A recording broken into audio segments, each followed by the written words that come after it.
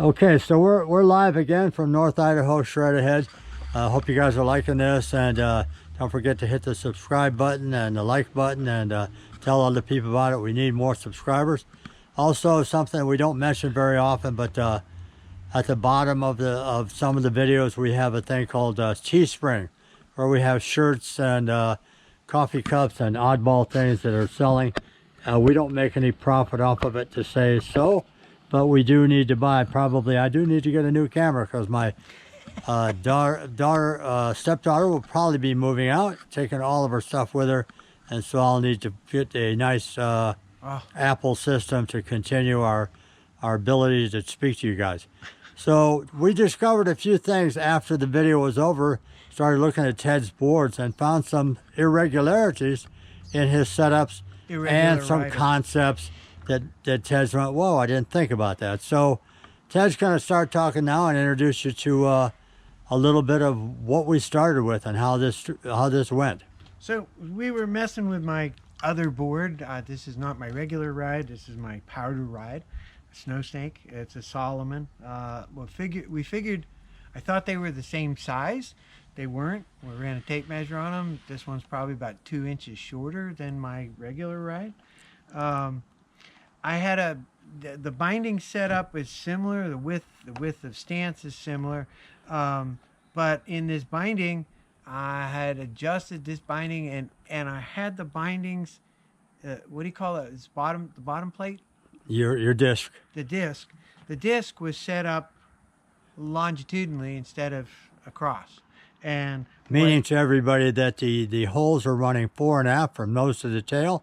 So the only adjustment he could make would be put it further towards the nose, pull it back towards the tail on both bindings. And it stayed in the same spot. So we'll get a bit of toe overhang.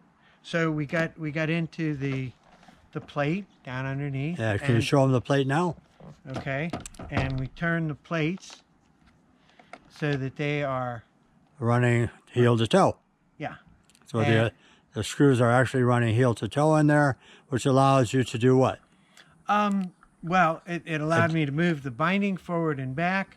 And the interesting part I found was in terms of pressure, in terms of size of plate and things like that, that would change too. And I didn't even know about that. So we move this into a better position where there is more equality in the amount that is over here and in the heel. Yep. And so that would bring a more equally pressured ride, I guess. And what would that do for you? This is powder. It ought to keep me pretty stable and upright, and not inclined to just keep turning on my toe side. Well, basically what we're saying then is you're aligned across the board as well as heel to toe and fore and aft, meaning that when you transition through that center line of the board, you got equal opportunity. And I'll point this out real quick. On Ted's board, his back binding, if he'll lift that toe strap up a little bit on his back binding, actually was recessed back behind the toe edge. His front binding was up in the area where it was beyond the toe edge. So he wouldn't have an equal opportunity heel to toe because he wasn't aligned equally on both feet across the board. We won't get too complicated on that, but that basically is what happened. So we adjusted this plate too, and then reoriented the bindings to make them. Can't wait to get some powder and see how it does. So Ted also said, well, the board is actually 2 inches or so shorter. It's listed as a 155, but that 2 inches short. So what difference did that make? Well, I'll tell you guys what the difference is. Ted's other board is a 156. And he's going to bring that up in a minute.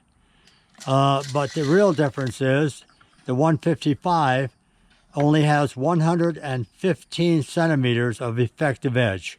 Right. Meaning from the contact point to contact point through the sidewall and with the shape of the radius.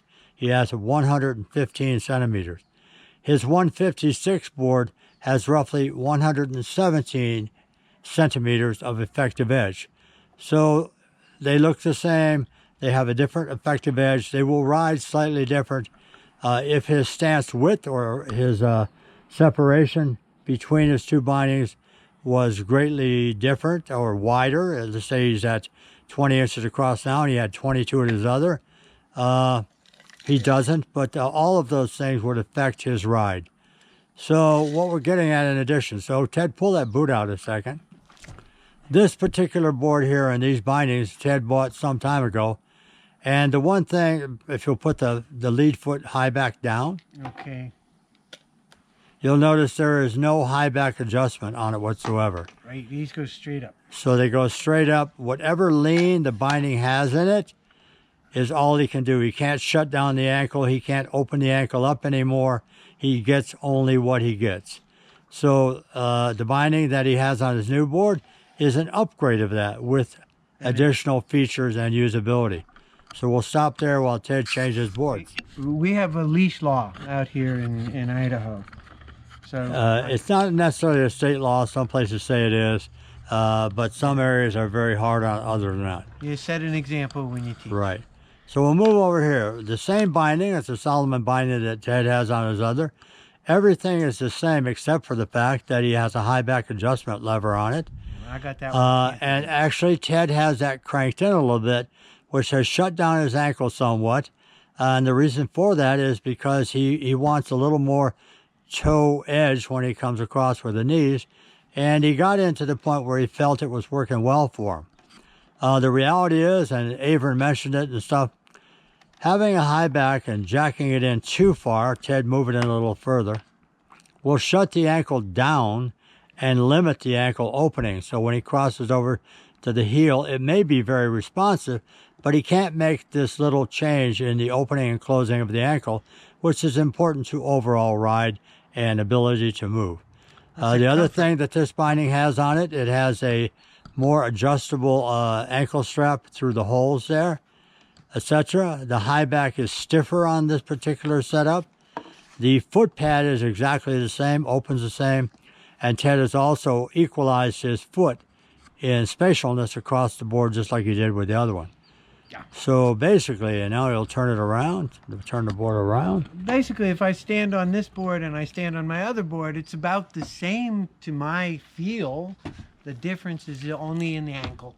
Yeah. And it will also the attributes of the board.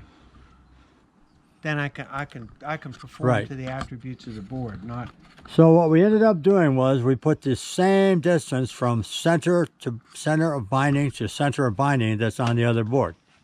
Right. So that when Ted steps from one to the other, he's not stepping with a difference of separation, which we call the stance. Yeah.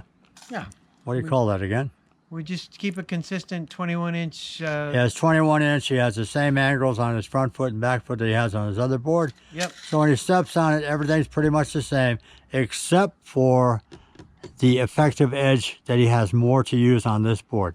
Ted actually thought both boards were identical, the same size, and we started going, wait a minute, get a tape measure out, let's look at all this. Yeah. So all we're saying, guys, is even we who've rode for quite a while oftentimes make mistakes in our setup and how we have the board set up, etc., etc. On the boards that I showed you of mine, I do have a different setup because I cannot change the spatialness between my bindings because of the manufacturer inserts being where they're at, and I will have a longer nose and I can't twin it out. So this pretty much covers everything about what we've done. You can see that Ted's new setups, he can't wait to get out on the snow and try them, and we're all anxious for snowing.